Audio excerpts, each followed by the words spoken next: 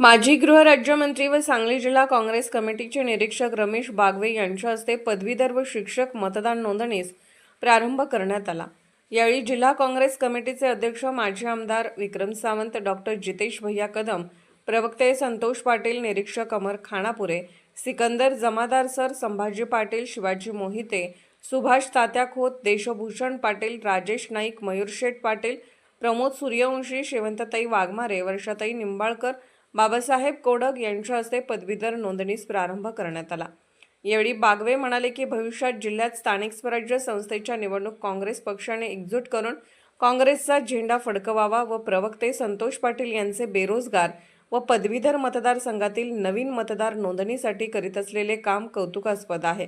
यावेळी सेवा दलाचे अध्यक्ष अजित ढोले, पैगंबर शेख, मौला वंटमारे, अमित पारेकर, अनमोल पाटील, स्वप्नील शेटे, सुशांत कदम, MK कोळेकर, खुतबुद्दीन मुजावर, राजेंद्र कांबळे व अनेक जण उपस्थित होते। आज सांगली जिल्हा काँग्रेस कमिटीमध्ये महाराष्ट्र राज्याचे माजी मंत्री व सांगली जिल्हा काँग्रेस कमिटीचे निरीक्षक आदरणीय रमेश बागवे साहेब यांच्या हस्ते पुणे पदवीधर मतदारसंघ व शिक्षक मतदारसंघाच्या नोंदणीस मतदार नोंदणीस फॉर्म भरायच्या मतदार नोंदणी अभियान आज या काँग्रेस कमिटीमध्ये त्यांच्या हस्ते सुरुवात केलेली आहे। त्यांच्याबरोबर सांगली मिरज कुपवाड महानगरपालिकेचे प्रभारी सन्माननीय अमर खानापुरे साहेब, त्याचबरोबर सांगली जिल्हा काँग्रेस कमिटीचे अध्यक्ष माजी आमदार सन्माननीय विक्रमसिंह दादा, त्याचबरोबर युवा नेते डॉक्टर जितेश भैया कदम, सांगली काँग्रेस कमिटीचे उपाध्यक्ष सन्माननीय डॉक्टर सिकंदर जमादार सर, सन्माननीय शिवाजीराव मोहिते, सन्माननीय संभाजी पाटील, माजी नगरसेवक राजेश नाईक साहेब, मयूरशेठ पाटील, प्रमोद सूर्यवंशी, शेवंतताई वाघमारे, त्याचबरोबर बाजार समितीचे माजी चेअरमन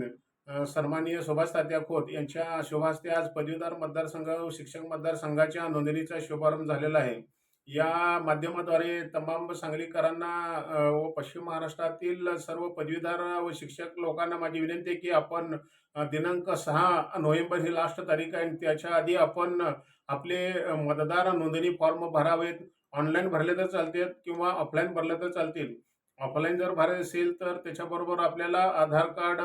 मार्कशीट किंवा सर्टिफिकेटचे गॅजेटेड ऑफिसरचे सही केलेले ट्रू कॉपी हे आमच्याकडे द्या किंवा इथं काँग्रेस कमिटीत किंवा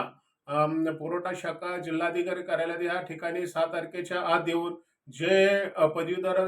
2022च्या आतील पदवीधर आहेत त्यांनीच फक्त नोंदणी करायची आणि ती नोंदणी लवकर दिनांक 6 नोव्हेंबरच्या आत करावी अशी विनंती आहे। धन्यवाद।